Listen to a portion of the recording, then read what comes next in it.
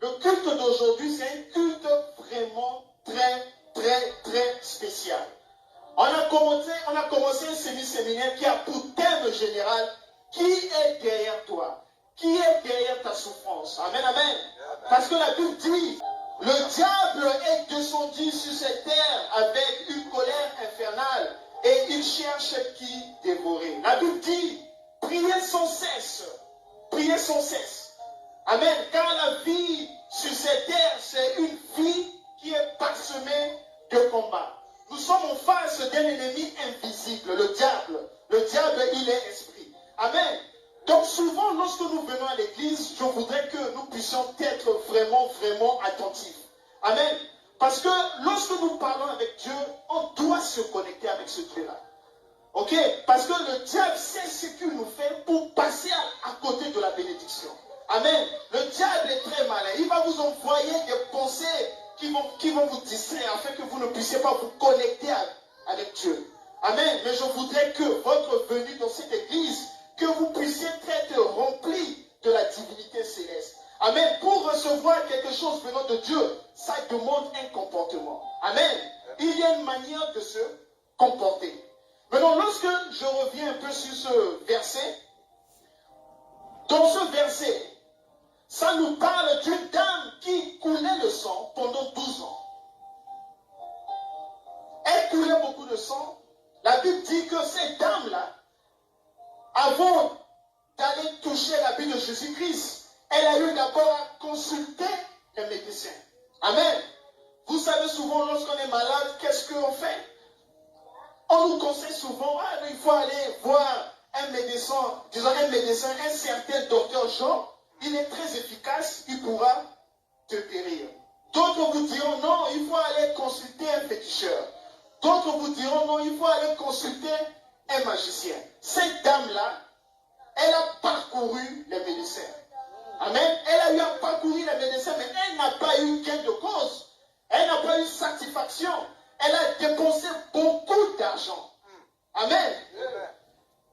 Elle a dépensé beaucoup d'argent. Mais cette dame-là, elle avait écouté aussi quelque chose. Amen. Elle avait écouté les nouvelles de Jésus-Christ de Nazareth. Amen. Elle avait écouté de Jésus-Christ de Nazareth. Elle avait écouté les miracles que Jésus-Christ faisait. Amen. Et cette dame, ce qui me plaît dans ce verset, quand elle a appris que Jésus-Christ devait passer quelque part, elle s'est précipitée. Amen. Cette dame-là s'est précipitée. La Bible dit que Jésus-Christ, tout le monde le touchait. Amen. Que la foule s'empressait. La foule cherchait à toucher Jésus-Christ. Même pas qu'ils cherchaient, mais ils ont réussi à toucher Jésus-Christ. Amen. Mais la Bible dit que cette dame-là, elle n'a pas touché Jésus-Christ comme la foule. Amen. Elle n'a pas touché Jésus-Christ comme la foule. Votre venue dans cette église, la question que j'ai à vous poser, de quelle manière, quelle est la raison principale qui vous pousse à venir dans cette église? De quelle manière vous venez dans cette église? Est-ce que vous venez dans cette église à cause du pasteur? Est-ce que vous venez dans cette église parce que vous aimez le décor de l'église? Ou bien est-ce que vous venez dans cette église pour remplir l'effectif? Quel est votre objectif? Parce que je constate que beaucoup d'enfants de Dieu, quand ils viennent à l'église, ils sont distraits. Quand tu viens à l'église, il faut savoir la raison pour laquelle tu viens à l'église.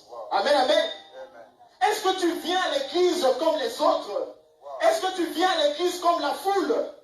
Est-ce que tu viens à l'église comme cette dame-là? La Bible dit qu'elle a touché Jésus-Christ d'une manière spéciale. Elle n'a pas touché Jésus-Christ comme tout le monde. Je voulais d'abord attirer votre attention. Amen, amen. Je voudrais que la prière que vous allez effectuer aujourd'hui, amen, je ne voudrais pas que ce soit comme les autres prières que les gens font. Amen, je voudrais que ce soit une prière spéciale, comme cette dame-là. Elle n'a pas prié comme les autres personnes qui ont l'habitude de venir à l'église, mais elle a prié avec foi. Et Jésus-Christ a compris qu'il y avait une force en lui qui était sortie. Et ça, c'est le genre de la prière de Anne. Une prière, quand tu l'as fait, Jésus-Christ a senti, il y a quelque chose qui est sorti de lui. Amen. Ne priez pas comme la foule. Priez. Là, vous priez parce que vous cherchez quelque chose. Amen, amen. C'est ce genre de prière que je veux que nous puissions faire aujourd'hui. Nous sommes qu'au début, arrangez-vous. Je vous dis, vous allez prier, pas comme la foule, mais vous allez prier comme cette dame-là. Elle avait un problème, elle connaissait son problème.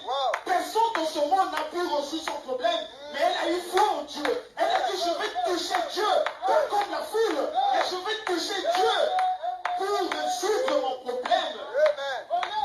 Amen. Pourquoi vous venez à l'église? Est-ce que vous venez parce qu'on vous a invité? Est-ce que vous voulez vraiment résoudre vos problèmes? On ne combat pas l'homme, mais on combat l'esprit. Et pour combattre l'esprit, il faut se connecter à Dieu. Amen. On ne combat pas l'homme. Vous avez affaire à l'esprit.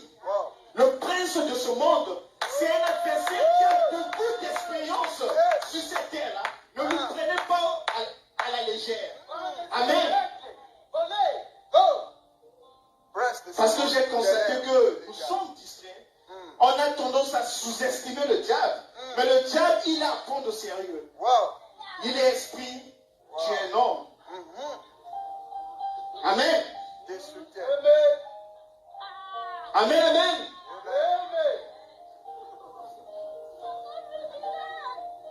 Comment vous priez? La prière de Anne. La prière de Anne. Ça, c'est le genre de prière que nous devons faire aujourd'hui. La prière de Anne, c'est ce genre de prière que nous allons faire aujourd'hui. Est-ce que vous voulez finir avec la souffrance? Est-ce que vous voulez détecter la personne qui est derrière votre souffrance? Est-ce que vous voulez mettre fin à votre misère? Ça dépend de vous. Ça dépend de vous. Amen. Il est là, il vous attend. Il attend que vous utilisez le bon langage. Non le langage charnel, mais le langage spirituel. On va faire le genre de prière. Quand tu vas prier, Dieu va dire qui est celui-là qui prie comme ça. Qui est celui-là qui est en train de bouger mon trône. Quelqu'un n'a jamais prié comme ça. Qui est celui-là? Jésus va dire, mais qui est en train de bouger mon trône? Comme cette dame-là, elle a touché Jésus-Christ. Jésus-Christ a dit, mais qui m'a touché? Ta prière aujourd'hui, Dieu va sentir qui m'a touché. Qui effectue cette prière-là? Parce que vous n'avez pas l'habitude de prier comme ça. Vous allez prier comme ça pour votre Dieu. Vous allez prier. Vous allez prier, l'église, vous allez prier. Vous allez prier. Vous allez prier. Vous allez prier. Vous allez prier. Vous allez prier. Vous allez prier. L'adversaire, il a beaucoup d'années d'expérience. Vous allez prier. Ne le sous-estimez pas. Ne le sous-estimez pas. Dieu l'appelle le prince de ce monde. Il a existé avant la création de cette terre. Il a à prendre au sérieux. Amen. Il a à prendre au sérieux. Tu vas prier. Aujourd'hui, là, tu vas prier de telle manière que tu vas t'humilier. Tu vas prier comme tu n'as jamais prié. Ne prie pas comme quelqu'un qui a le doctorat. Non, quand on vient à l'église ici, on s'humilie pour Dieu. On porte ta responsabilité, ta grâce. Mais ça dehors. Ici, là, il y a un seul Dieu. Amen. Oublie tes craintes. Si tu veux que Dieu puisse faire quelque chose pour toi, humilie-toi. Amen. Tu t'humilies et lui, tu l'élèves. Quand tu élèves Dieu dans sa gloire, il va te lever aussi. Quand tu l'élèves, il t'élève.